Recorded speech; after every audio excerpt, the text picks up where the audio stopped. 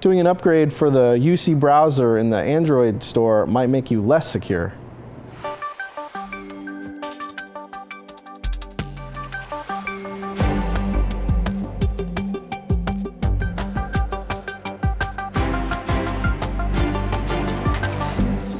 Well, Joe, I've been hearing a lot about this new browser vulnerability that's hitting a lot of people.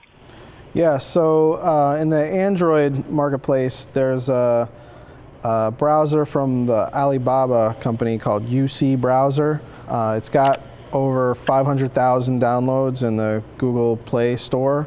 And basically it's come out that the way it's doing updates, it's bypassing the Google Play Store to do updates and doing a direct HTTP connection to get its updates. That's not great. That's, yeah, not HTTPS, not the approved, not the way that they're contractually obligated to do updates, but a direct HTTP connection, which of course, you know, presents the opportunity for man-in-the-middle. So instead of going through a secure channel and going directly for the upgrade, you know, you go out insecure, and somebody could be redirecting another file, a malicious file potentially, back to you, which you would receive instead of the upgrade or the patch that you expect to get.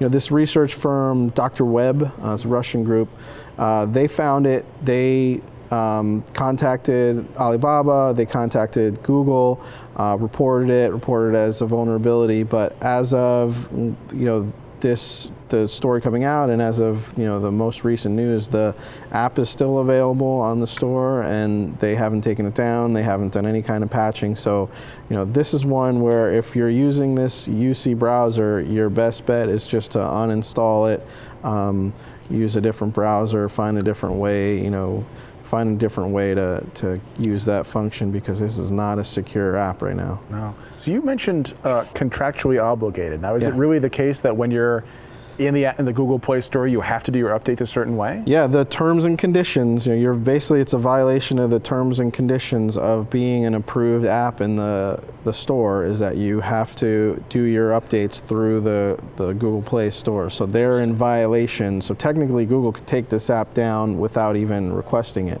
Huh. But yeah. I know that, you know, that there's a lot of, you know, users who use UC browser, you know, just because it's a you know, like I said, it's a fairly common alternative to some of the, you know, the Chromes and the other browsers that are out there. But it's you know, sometimes you take a little bit of a risk when you use these things, and like, you know, you're saying is that the update process on any app is kind of a little unusual. But when you see an update that doesn't go to the Play Store, that should probably, you know, ring some bells, danger bells. Definitely. Yeah, well, for most users, it's going to be occurring in the background anyway. They're not going to be doing that validation. The app needs to be the one responsible for it. Absolutely, yeah. And you know, you could end up getting back something other than your update, you know, and it gets right back to what we talked about with the Kubernetes story, that, you know, you could get a file, an unintended file back that could do almost anything on your device. So are they doing any validation of what gets installed? I mean, because I've heard of people doing things like they'll encrypt it, but they'll also include a checksum in the message, or they'll also include some sort of other validation that has to occur in order for this package to be considered legit. Now, of course, if I can tamper with all that validation information that comes along with it, it's kind of moot, but are they doing anything like that? Yeah, there's no evidence of that. I have a feeling, based on the fact that they didn't even go to HTTPS in this connection, I imagine that this is just a direct, you know, get what you want, and none of those precautions are in place. But there's no evidence of that in the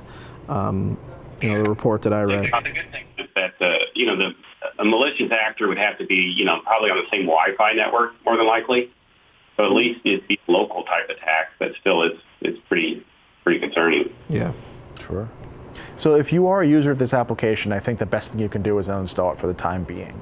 Hopefully the developers will catch on that this is in fact a critical bug that needs to be fixed. But until that happens, there's nothing here to give you the warm fuzzy feeling that things are being done correctly.